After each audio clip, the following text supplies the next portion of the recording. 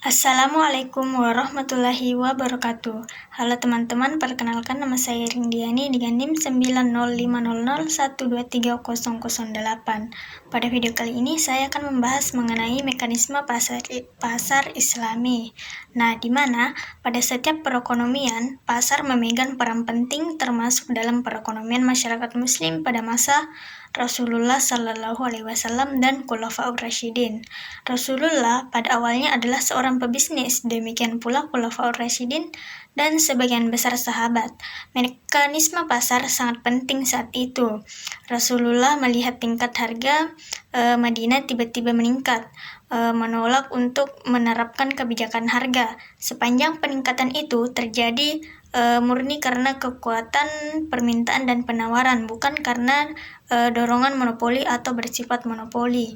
Maka tidak ada alasan bagi hal itu. Maka Rasulullah tidak menghormati harga pasar. Kemudian pandangan ekonomi Islam terhadap mekanisme pasar Islami, di mana yang pertama mekanisme pasar Islami menurut Abu Yusuf. Pemikiran Abu Yusuf mengenai pasar dijabarkan dalam kitabnya yaitu Al-Kharaj.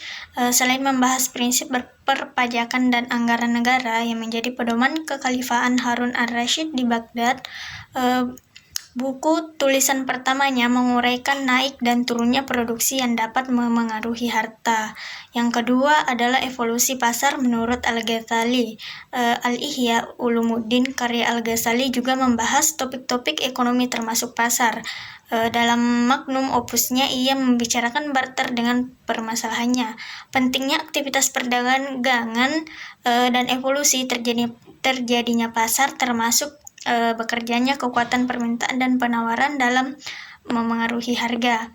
Yang ketiga yaitu pasar menurut pemikiran Ibnu Taimiyah, di mana pemikiran Ibnu Taimiyah mengenai mekanisme pasar dicurahkan melalui bukunya yang sangat terkenal yaitu Al-Hisbah fi Al-Islam dan Majmu' Fatwa. Pandangan Ibnu Taimiyah mengenai hal ini sebenarnya berfokus pada masalah pergerakan harga yang terjadi pada waktu itu, tetapi ia letakkan dalam kerangka mekanisme pasar. Yang keempat adalah mekanisme pasar menurut pemikiran Ibnu Khaldun, di mana pemikiran Ibnu Khaldun tentang pasar termuat dalam buku Al-Muqaddimah. Menurut Ibnu Khaldun dikutip Emrianto Al-Arif mengatakan, ia membagi barang-barang menjadi dua kategori yaitu barang pokok dan barang-barang mewah. Menurutnya, jika suatu kota berkembang dan jumlah penduduknya semakin banyak, harga barang-barang pokok akan menurun, sedangkan harga barang mewah akan menaik.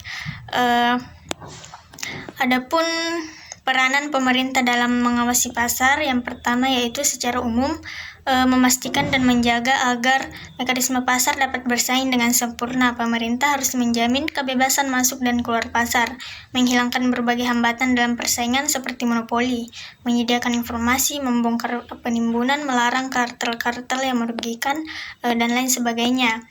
Yang kedua, membuat berbagai langkah untuk meningkatkan daya saing dan daya beli dari para pelaku pasar yang lemah, misalnya produsen kecil dan konsumen miskin. Yang terakhir, mengambil berbagai kebijakan untuk menciptakan harga yang adil, terutama seandainya persaingan yang sempurna tidak dimungkinkan terjadi pada pasar. Mungkin itu saja yang dapat saya jelaskan pada video kali ini. Sekian dan terima kasih. Wassalamualaikum warahmatullahi wabarakatuh.